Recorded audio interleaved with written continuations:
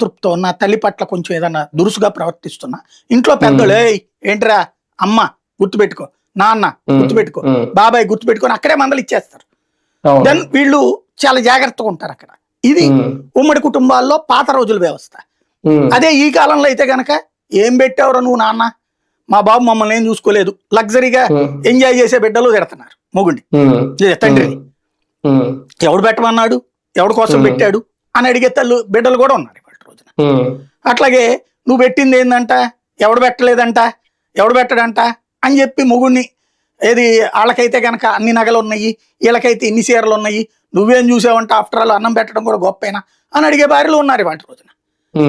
అట్లాగే భర్త "నువ్వు రోజు అన్నం పెట్టడం, వండి పెట్టడం కూడా గొప్పేనా" అని భార్యని వేధించేవాళ్ళు, ఇట్లాంటివి ఉన్నాయి. ఇప్పుడు రోజులు ఇట్లాగ ఉన్నాయి కదా. ఈ రెండిట్లో చూస్తే పాతకాలపు సంప్రదాయ కుటుంబ వ్యవస్థకి పర్యాయ పదంగా తెలుగుదేశం ఉంది, ఈనాటి వ్యవస్థకి పర్యాయ పదంగా వైసీపీ ఉంది.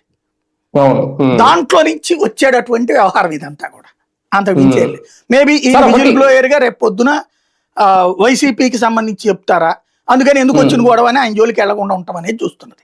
అది ఓకే అండి. కేసు గురించి మరి నిజంగా ఆయన ఏమన్నా ఇస్తారా లేదనేది అది చాలా తక్కువ మాట్లాడినట్టున్నారు. నేను మాక్సిమం ప్రెస్ మీట్ అయితే విన్నాను, దాని గురించి చాలా తక్కువ మాట్లాడినట్టున్నారు. కానీ సార్ అంటే ఇందాక మనం చూసుకున్న దాంట్లోనే విజయసాయి రెడ్డి గారు మాట్లాడింది చూస్తే